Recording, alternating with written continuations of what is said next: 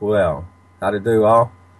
I'm Vince filling in for Drew. Glad to. And we're here on UCY.TV for and on the off-grid journey.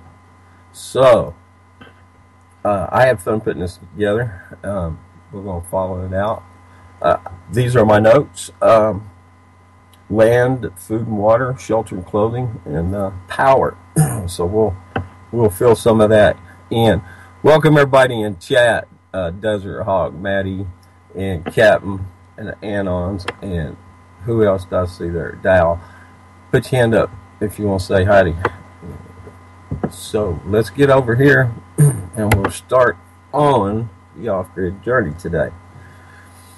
Now this comes from offgridworld.com and about how to find off-grid land. I really like how they open this first paragraph. Land is the foundation of life. It provides all the resources needed to put down roots and gives you an area to call home, a place of your own. Land gives you a place to grow, good footing, and a solid foundation to build upon. So it goes without saying that you need land to start a homestead. You need land to go off-grid. For without land, you'll spend the rest of your life making everybody else rich through your labors. But alas, finding land that you can afford, that is open and free to build upon, and that will lend itself and is conductive to off-grid living is difficult to say the least. How to find an off-grid land is the purpose of this article and in part this episode, and we'll delve into the fundamental basics of choosing the perfect property as well today. I'll be discussing those other topics. First and foremost, you must consider what being off-grid is and what it means to make before you choose your land. Real estate is a complex and detailed business, and there are many rules, regulations, restrictions, covenants, and ordinance at any given town, city, county, municipality. The rules are vast and broad, and some are very restrictive, specific. Some land and lots for sale may have protective covenants and restrictions on what type of dwellings are allowed.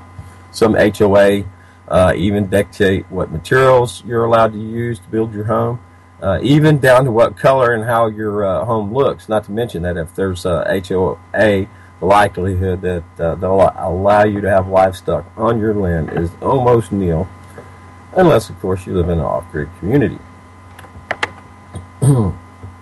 Off-grid living is about being self-reliant, sustainable, independence, and freedom. Freedom is built in freedom to build and live the way you see fit. It's a way to get back to our roots while keeping the luxuries of high technologies and comforts of modern home life. Yeah, so that's some we'll be talking about is power, some few power sources. So suffice it to say, it's probably a good idea to choose a property that fits your lifestyle choice and allows for expansion and building upon these core values. These types of buildings that you will be living in is just one aspect to find and choose land for living off the grid. So here's a short list. And the further we'll cover here is location and resources, away from the city, legal access, physical access, no rules or few rules, zoning and property taxes, price and affordability, free from encumbrances, traditional bank loan mortgage versus contract for deed. So, as with doing anything doing to your diligence or importance, it's important that you do your homework, they further say. So, we're done there. Offgridworld.com, how to find grid land, off-grid land. So, once you get your land, some aspects to be considered. What you're going to be doing there? Well, you're going to be making some food for yourself and probably animals. So there's options here, and I went with two. I went with the square foot gardening and aquaponics, of course. Yay, Drew. So for square foot gardening, you have layout, boxes, aisles, soil, grids, care, select, plant, water, and harvest. That's how simple the whole system is. Remember, you don't need any tools or fertilizer once your garden is built. Let's see, I think I have that covered. Yeah, I do, right down there. I was going to look for the soil mixture, and I do have it. And best of all, no weeds. Excuse me. If you're just getting started with square foot gardening, leave a comment below. It says here, and this is from Mel Bartholomew. .com, and here he covers square foot gardening steps 1 through looks like 9. Choose your method, design your garden, build your garden, prepare your soil, create your garden plan, purchase supplies, plant your garden, help your garden grow, cook your harvest, garden posts, and also has some guest post and garden plans there, and how to submit a garden plan. And that is from mysquarefootgarden.net. Okay, making a square foot garden soil mix. We spoke of up there. The square foot garden soil mix created by Mel Bartholomew, known as Mel's Mix, contains 1/3 compost, 1/3 peat moss, 1/3 vermiculite measured by volume. And that came from Square Foot Gardener. Excuse me, squarefootfarmer.com. Now, whoops. Aquaponics. Aquaponics is essentially the combination of aquaculture and hydroponics. Both have some downsides. Hydroponic requires expensive nutrients to feed the plants and also requires periodic flushing of the system, which can lead to waste disposal issues. Recirculating aquaculture needs to have you need to do that to remove excessive nutrients. Normally, this means that a percentage of the water is removed, generally on a daily basis. This nutrient-rich water then needs to be disposed of and replaced with clean, fresh water. So when you put them together, hey, it kind of makes sense, huh? While recirculating, aquaponic and hydroponics are both very efficient methods of producing fish and vegetables. When we look at combining the two, these negative, hey, I just said that, these negative aspects are turned into positives, right? The positive aspects both are retained and the negative aspects no longer exist. Aquaponics can be as simple or as complex as you'd like to make it. The simple system will be pictured with the link I'll leave you. It was, oh yeah, this is pretty cool. These big old containers, I don't know if you guys seen them, a big old like pipe frame, and inside's plastic square tank. So the way he described it was pretty neat. He cut the top off, left so much, for your soil, and below it had the fish down there below, and just cycle the water right on through. So I don't know how much problem he'll have with sediment and all that stuff, but it was pretty simple. But there's one way of going about it. So continuing, this is what he had to say, or the resources there that you can find. Guide, what is aquaponics, type of systems, running the system, starting a system, methods of cycling, locating your system, growing media, fish stocking, plants, backup, pest, and deficiencies, as well as general safety. And that comes from main page, backyardaquaponics.com. Aquaponics, the cultivation of plants and fish, is a recirculating environment. It is a combination of hydroponics and aquaculture. The growth of fish products and natural plant nutrients. Water from the fish tank circulates through the growing trays for the plants. The plants use nutrients, and the fresh water is returned to the fish. A little more complicated than that. Drew, he's been doing this for a while. I'd like to really get up there and see what he's got going. That's pretty fascinating as aquaponics. But that's the way to really go to grow your food. All contained, right? You know what's going in, and so you know what's going in you, if you know what's going in your plants, right? And what's going in your fish, of course. So many aspects of what you could do there, and I've discussed previously. Um, I think rabbits would really go well in a system, and then you've got your worms, to work with from there. That stuff's rich. Excuse me. So finishing up from there is easyfarmsandfish.com, and a little more. 12 indoor and backyards do-it-yourself aquaponic systems, designs, and plans on the very years aquaponics have gathered attention of many. In fact, it looks so alluring that people want to have their own. Homemade aquaponic systems now. Whoop, I think I'll put a comment in there. Growing organic vegetables and raising the fish together in a system. It's not only an excellent idea, but cost efficient too. However, not everyone knows how to go about it doing this, so they keep on inquiring. And this is find more there. 12 backyard and indoor DIY systems, and that is from the selfsufficientliving.com. Okay, so you got fish, you're going to have water. You need the water for the plants and so forth. So let me have a drink of water. We'll go to talk about some water. And here's to it.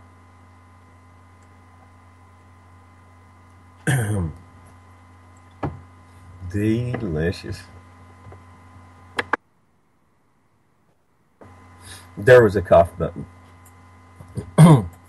Okay, groundwater, such as wells and surface water, such as rivers and lakes, are important sources of water for drinking and recreation in the United States. In recent years, reports of bacteria, nitrogen, chemicals, and other pollutants in groundwater and surface water have increased concerns about its quality. What causes water pollution? The fact sheet answers that question and discusses ways to protect water quality, and that's from, it's a government thing here.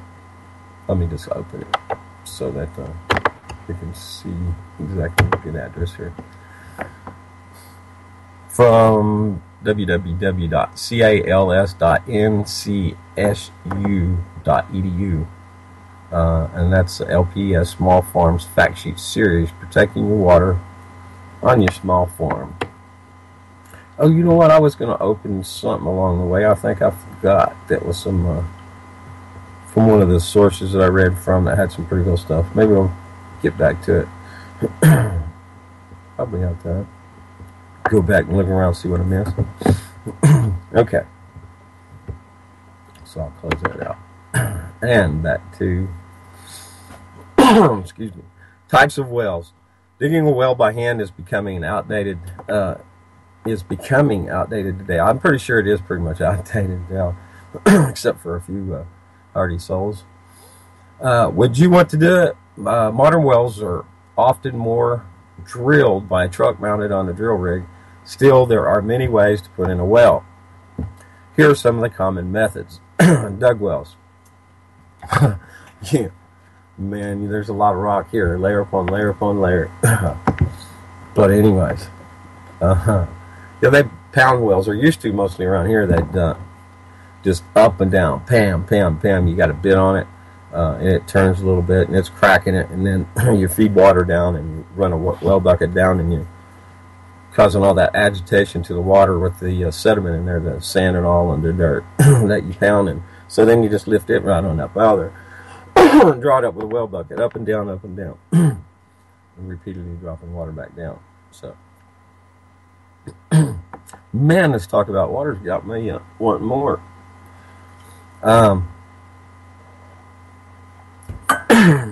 Let's see here. So, historically, dug wells were excavated by hand, by a hand shovel, that is, to below the water table until incoming water exceeded the digger's bailing rate. The well was lined with stones, brick, tile, or other natural materials to prevent collapse, and was covered with a cap of wood, stone, or concrete. They cannot be dug much deeper than the water table, just as you cannot dig a hole very deep when you're on the beach. It keeps filling in with water. Driven wells are still common today. They've been built by driving small diameter pipe into soft earth, such as sand or gravel. A screen is usually attached to the bottom of the pipe to filter out sand and other particulates. Problems.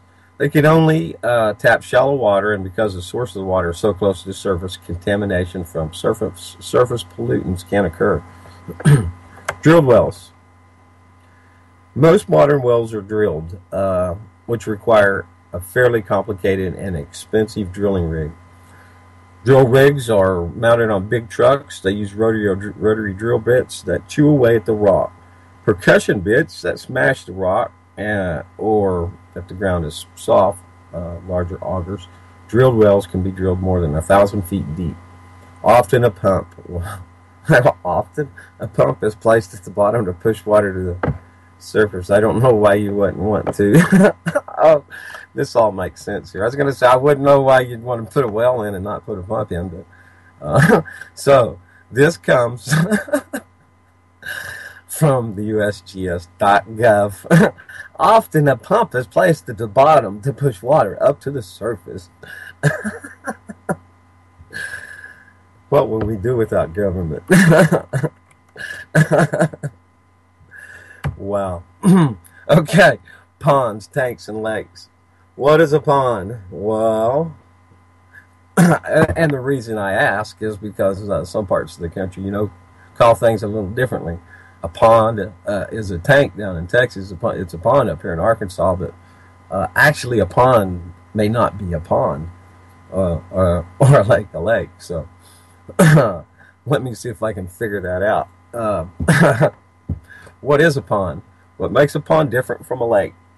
Both are open bodies of fresh water in a depression in the ground.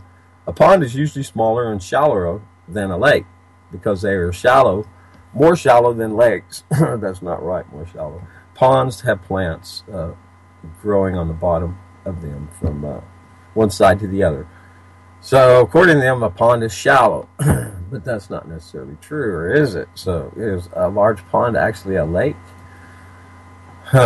Okay, most ponds are less than 6 or 7 feet deep. Ponds need sunlight to grow, and lakes usually too deep in the middle for plants to grow at the bottom.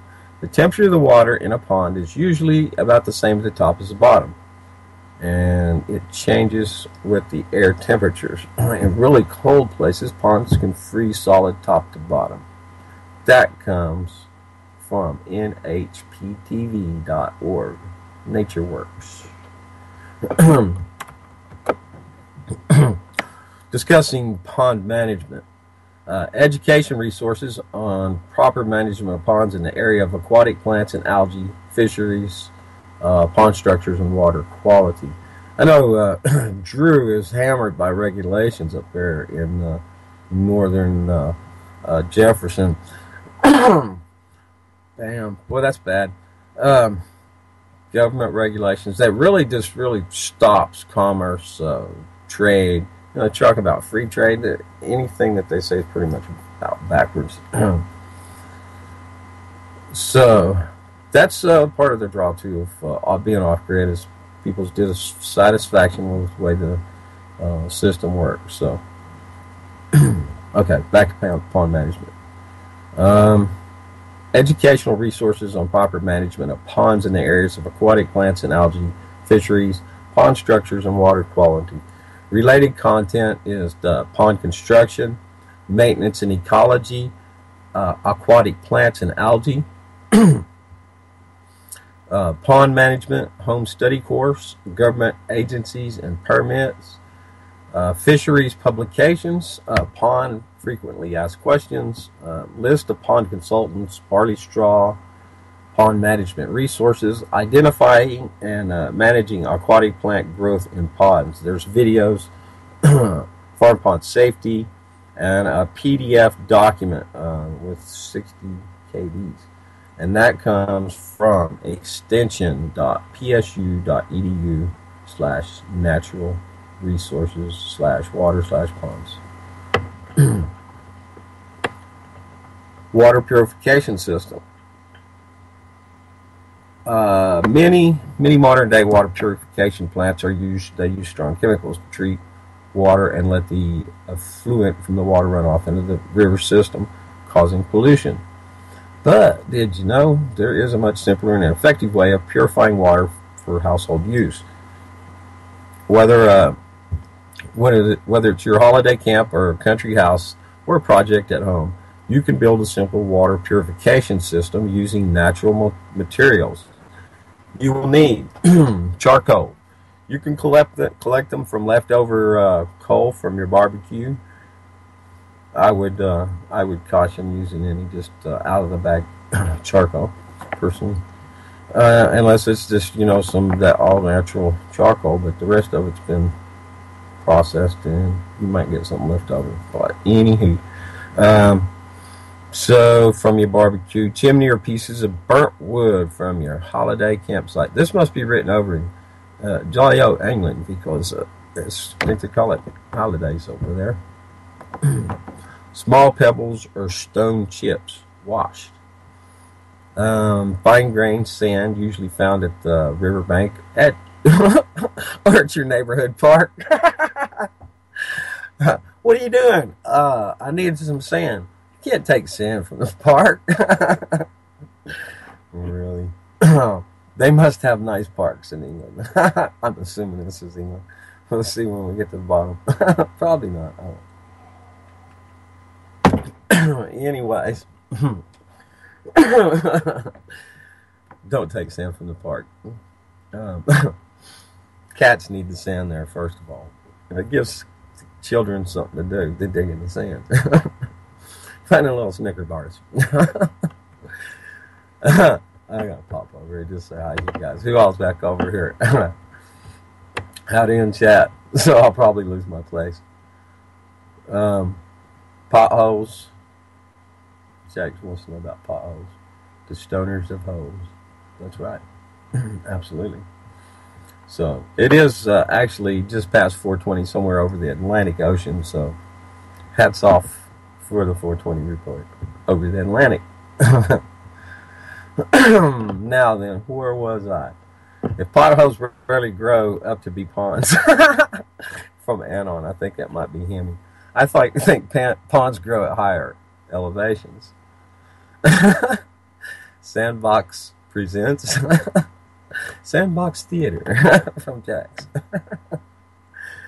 Okay, dry it and clean it, and you can rinse it with dirt. You can, and I'm reading backwards. So, can you wash water? Very good question.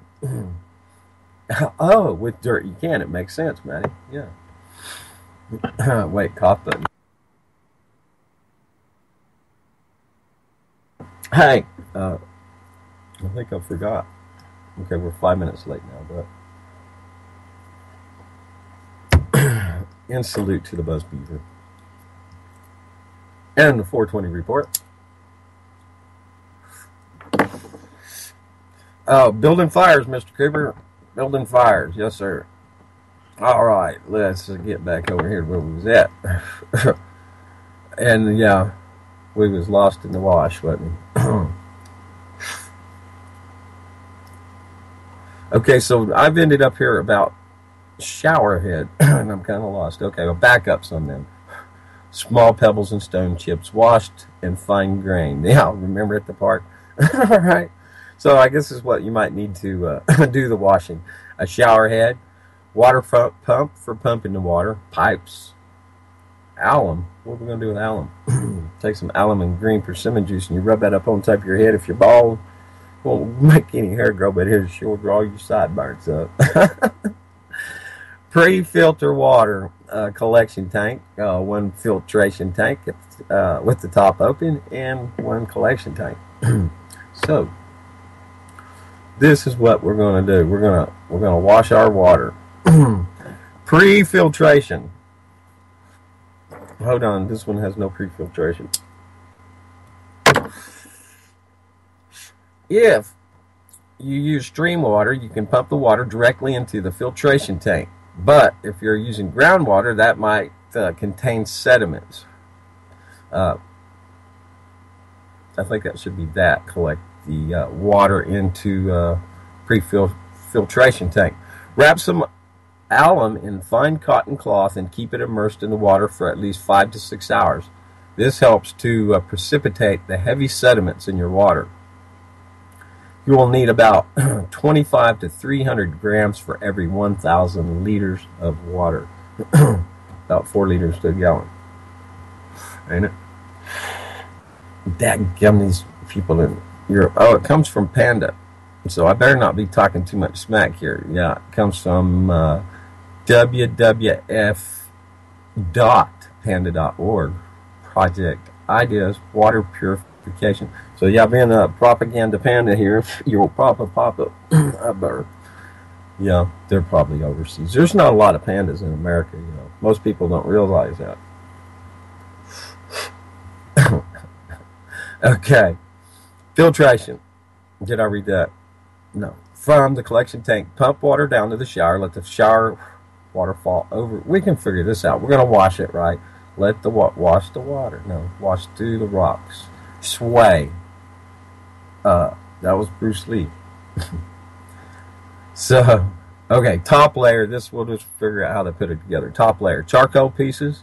Middle layer is small pebbles and chips, and the lower is the fine-grained sands that traps impurities not trapped by the top layers. Each layer should be about 6 inches thick. As the water seeps through each layer, the impurities get collected in the layers, allowing the clean water to pass through. I would recommend multiple layers. Yeah, over a long, a further stretch there, you know, more to go through layer after layer, and then it would for sure come out clean, right? So at the bottom of the tank, make an outlet for filtered water to percolate down to the collection tank. The tank collects the filtered water. From there, you can tap it off before to use for cooking or drinking purposes. The system is easy to maintain and it's renewable every 3 months. Moreover, you can reuse the materials like sand and small pebbles for other work like construction. So nothing gets wasted and you get clean water without polluting your environment. Resources, hazards of some water filters, and how does water filter work? There's a how does water filter work PDF with 0.6 MBs, and that is at panda.org. Love your panda. All right, so the way this is laid out, it's last to first. So when I get down to the bottom, I've got to go back up to the next topic, which I think we're almost there. Sure enough, off-grid alternative power sources. And stand by.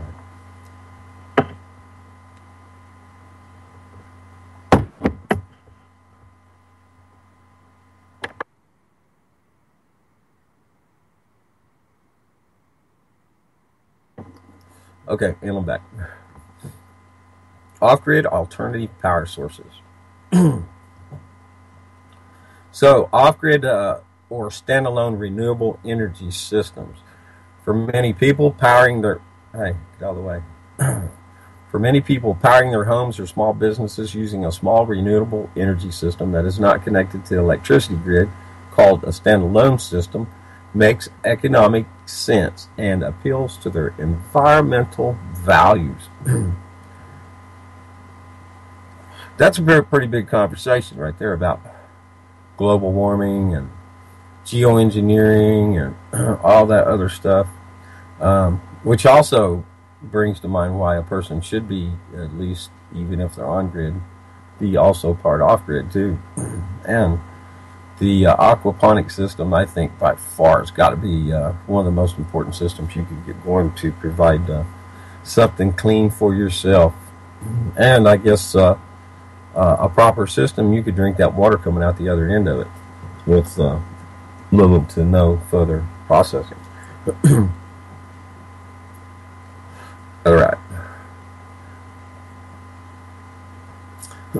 In remote locations, standalone systems can be more cost effective then extending a power line to the electricity grid, the cost of which can range from, well, these are arbitrary numbers, 15 to 50,000 per mile. But these systems are also used by people who live near the grid and wish to obtain independence from the power provider or demonstrate a commitment to non-polluting energy sources. You can see a little propaganda right into this, but I mean, it's sound ideas anyway, so just because it's a little propagandized, and you'll see what the source is in a minute, so you'll understand. Again. Okay.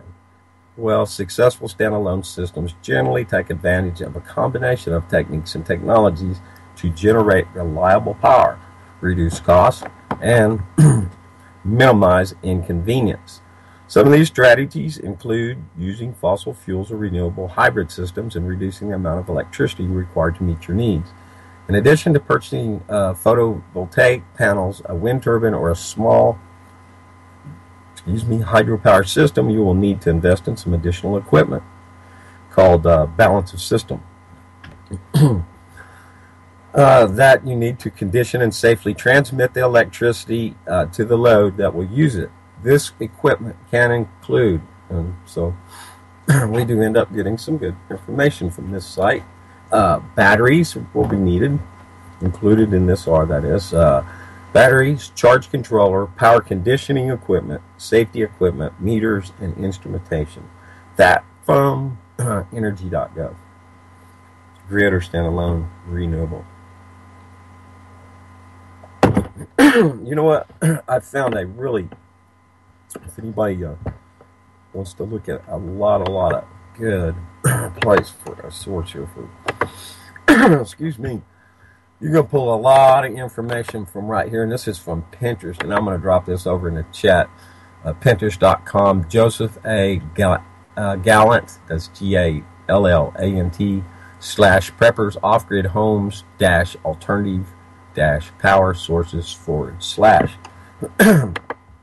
You guys take a look at this right here. There's, for now or later, that is.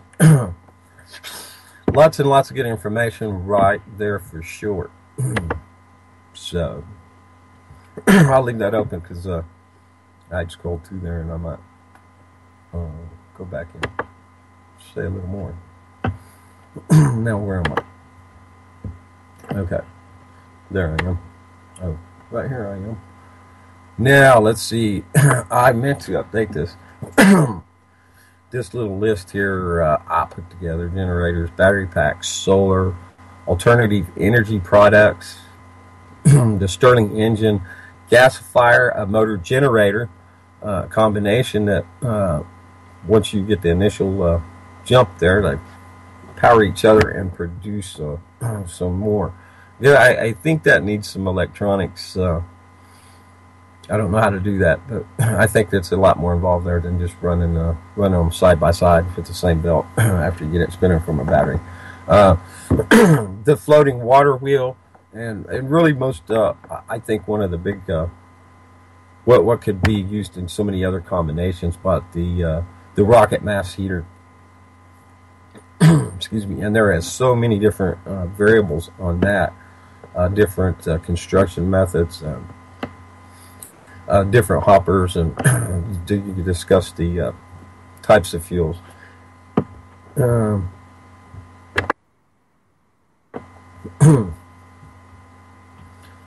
Let's see. Oh, this is really a cool deal here. Let me, where's it at? Which one? One I got it twice there. Let me open this up. This is really neat. I think one of them, yeah, this one's the picture. I'll grab that. This is where you at? Yeah. This is a picture of this. It is cool. So for collecting wind and using like a vortex, right? So let me pop this over here for you to look at. And that's got a number. Pinterest.com pin 2230696062941510/. Pretty cool looking. Check that out. So yeah, catches it in any direction up there. big old tower with channels, and boom, brings it right down the tube. It'd be like a fun ride at Disneyland, right? Looks like some more stuff below it. All right, so pop that out, and here we go. Here's all about it, and I will copy that. That comes from shearwind.com/technology/how does it work. Let me pop that in there for you so you can get a good look at that mighty structure. Okay, I think I'll go back over here what I typed what it or copied what it was I wanted to say from there. How Envelox works. Wind is captured at the top of the funnel, funnel-shaped Envelox system. The omnidirectional intake area allows wind collection from any direction. Wind is funneled through the system. Wind is concentrated and further accelerated in the Venturi effect. It's got a hyphen up there. I mean, a address. So that must be where I clicked down there. Excuse me. Okay, in the Venturi effect section of the system. The Venturi effect is a phenomenon that occurs when a fluid that is flowing through a pipe is forced through a narrow section, resulting in a pressure decrease and a velocity increase. Wind is delivered to the turbine generators to convert the accelerated wind to electrical power. Envelox is the first single wind tower capable of powering multiple turbines in a row or series. Diffuser returns winds to nature. This system of capturing, concentrating, accelerating, and harvesting wind power in a funnel is a patented system we call Envelox for increased velocity shear wind. And it is a power generation company that is poised to turn wind power into a major power generation player. All on and on with the commercial. So, anyways, thank you, yes, very much. Shearwind.com/technology. How does it work? Shearwind.com technologies. That's it. Very nice. Thank you. That is really cool, though, man. I'll tell you what. I don't know numbers on what it produces, but you might find it there. Stand by just for a moment. I'm going for a refill. So if you don't mind humming for a moment, if you don't know the words, sing along.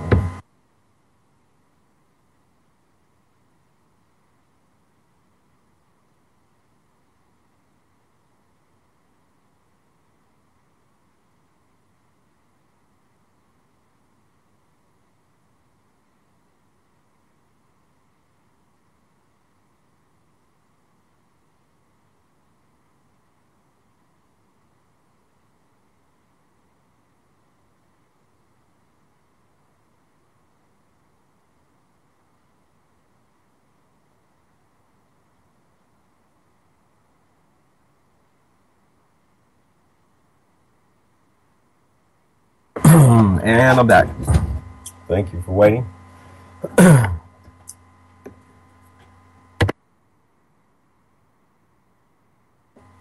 Okay, now I'm up to, let's see, I bet I don't even get through everything, maybe. Off-grid homes. How to build a dirt cheap off-grid house. Natural materials. We in the off-grid community have all read about natural building materials like straw bales, reeds, wood chips, sawdust, sticks, and anything earthly. Earth bags, cob, rammed earth, adobe, rocks, sand, and stones. But have we heard of papercrete? Papercrete, adobe, and hempcrete, those are gaining attention and recognition in the green building community. And yes, are reported to be just as workable and dependable, yet more versatile. more versatile that is, than other building materials are bamboo, coconut, cork, sisal, and other fast-growing plants are easily renewable and sustainable, harvested, and therefore meet the green qualification too. I ain't knocking green people. I'm kind of green myself. Okay, further. As you make tentative plans for your building project, check to see what is already available and naturally occurring in your area that you're building in. What kind of earth is there? Clay, sand, lime, rocks, even compost or vermiculite will be useful if you're going to go with cob. Yeah, you like the poopy. All these are renewable and non-toxic. They also require little or no embodied energy. They require a lot of energy from you. That's for certain. But that's all part of it, right? Or the energy that goes into producing, transporting, deconstructing, and decomposition of materials used in construction. Best of all, they're dirt cheap. Pun intended. Or absolutely free. That comes from offthegridnews.com. How to build a dirt cheap house off grid. Okay.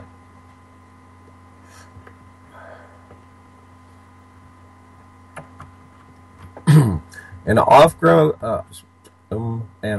home frees the owner from the vagaries of unscrupulous energy giants that can potentially help reduce impact to the environment and offers a greater self-sufficiency. Big, small, expensive, and affordable. Okay. The only common trait that the following homes share is their ability to operate with. Oh yeah, that's pretty neat looking things on there. Some artsy stuff too, which translates otherwise. Okay. Anyways. So this is from Gizmag. Well, I'm going to grab that. Anyways, if you guys want to look at some pretty cool stuff here.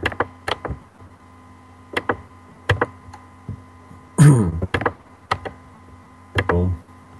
Boom. There it is. Gizmag.com. Top 10 off-grid homes.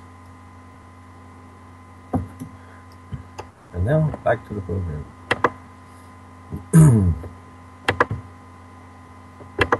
Oh man, I want to look at that. That's pretty cool. The envelopes. Looking at that, man. Pretty cool. Okay, I'll close it down and move that one up and come back here to, yep, done with that. Let's move up. Moving up to fun farmstead livestock. Okay, chicken keeping, you know you want them. How to care for chickens and responsibly in your backyard or elsewhere. Goat keeping, milk, fiber, meat, and companionship. This is my friend, little Billy. Up your self-sufficiency with articles about these livestock. Also, beekeeping. Don't get stung by inexperience. Keep the buzz on keeping bees. Rabbit keeping are the new black. These articles will boost your backyard rabbit keeping creed. And that comes from urbanfarmonline.com. Urban livestock. Check them out. Okay, here, this is one I was looking for. I thought to mind about what type of cattle would you like. So, ideal cattle breed for small acreages. The native home of the Dexter cattle was located in the southern part of Ireland. They were bred by small landholders and roamed about. And roamed about their shelterless mountainous districts in almost wild states of nature. The first recorded information about Dexter cattle being imported in the United States dates back to between 1905 and 15. Some of the original importer owners of cattle, Dexter cattle living in the United States were from some of the wealthiest and well-known families. Unspecified. Dexter cattle are considered a tri-purpose animal. They're suitable for meat and milk and also can be trained as oxen. These animals are very hardy and they can thrive in both hot and cold climates year-round, needing only a windbreak shelter, fresh water, and forage. They just sit on their native. They didn't need none of that. But, gotta be kind. As a bovine breed, Dexters can be considered one of the world's smallest natural breeds without being bred down to their current size. According to the American Dexter Cattle Association breeding guidelines, the preferred size for a mature Dexter bull may range between 38 to 44 inches at the shoulder and weigh less than 1,000 pounds.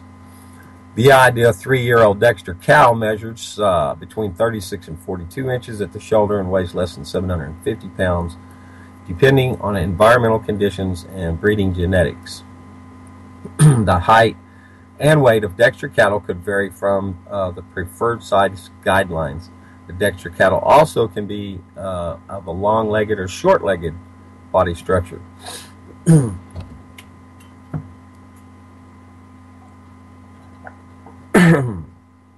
Excuse me. As a bovine breed, Dexters are considered very docile and very gentle. They can be easily taught to handle and train. This makes it much easier for young children to train Dexters for showing in cattle events. Pound for pound, Dexters cost less from birth to the finished product. Economically, these animals have the ability of turning forage into rich milk and quality lean meat.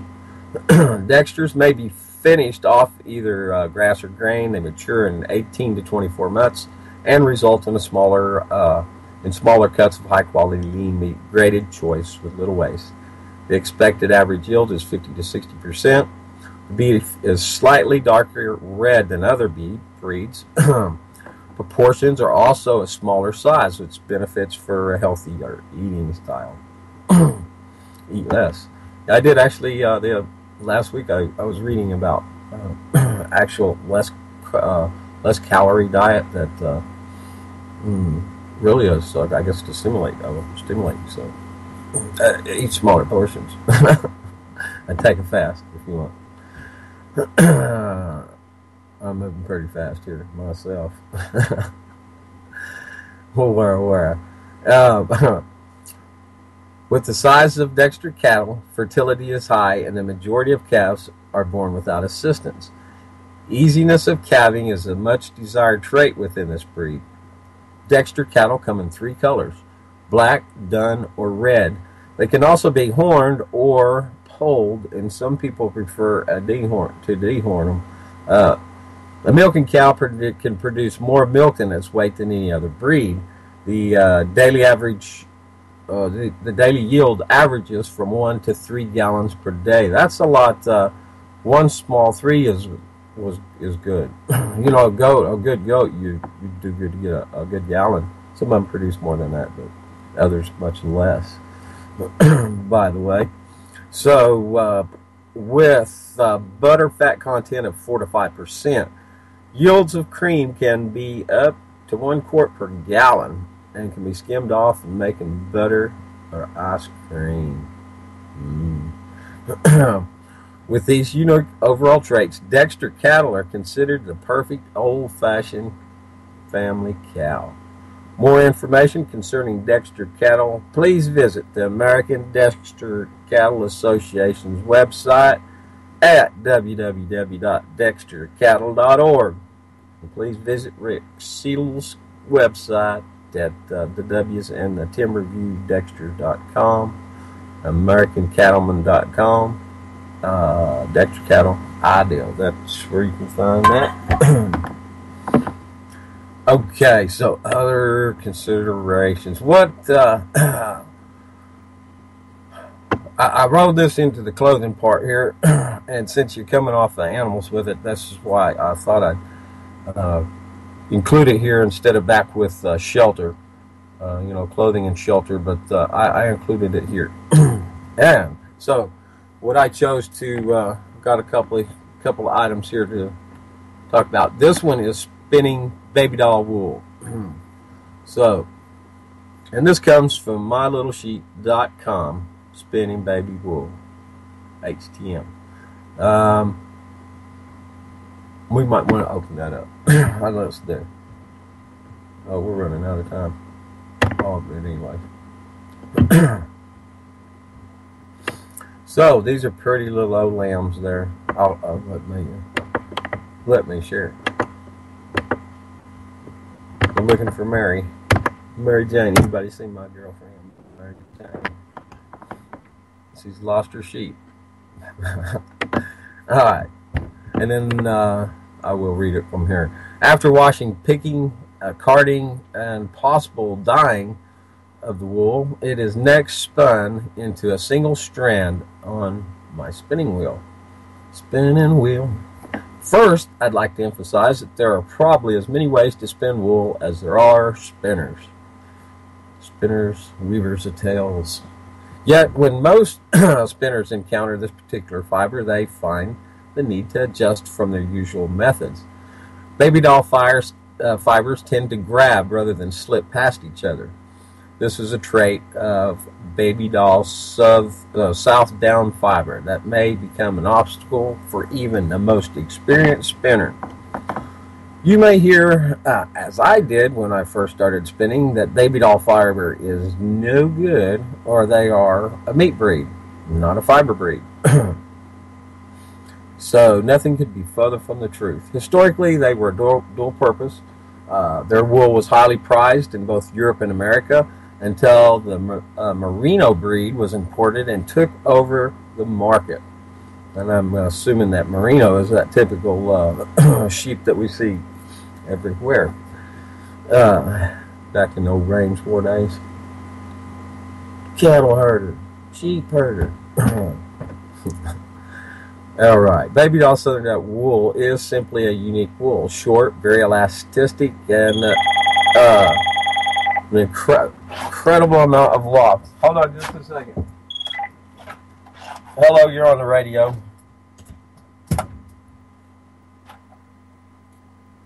Well, call me back in after about 5 minutes.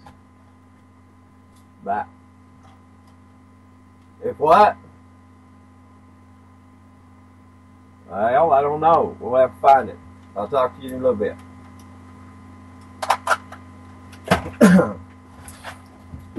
And Little Bo Peep has lost her sheep, and Kenny's lost his air chuck. I want to know where to find it. Okay, so where did I leave off? You could say it is a natural version of superwash yarn.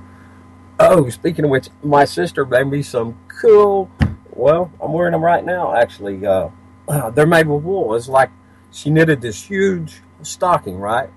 And so, 2 of them, because you got 2 feet, unless you hop around a lot. Anyways, yeah, you put them in a one of them bags for laundry bags. But anyways, put them separate, wash them down, and you shrink them down, and you keep an eye on them, keep checking them, and until they shrink down to your feet size. And like I said, they were like big, huge stockings before knitted. And then it all shrinks together. The wool tightens up. It's like like a real thick felt. Pretty cool. So, okay, then we'll discuss this other method here, which is tanning. And I'll talk about the ancient method of tanning. In recent history, tanning was considered a noxious or odoriferous, stinky trade, that is, and regulated to the outskirts of town. Amongst the poor, indeed, tanning by ancient methods was so foul-smelling that tanneries are still isolated from those towns today, where the old methods are used. The ancient used leather for water skins, bags, harnesses, boats, armor, quivers, scabbards, boots, and sandals. Around 2500 BC, the Sumerians began using leather affixed by copper studs on chariot wheels. Skins typically arrived at the tannery, dried stiff and dirty with soil and gore. First, the ancient tanners would soak the skins in water to clean and soften them.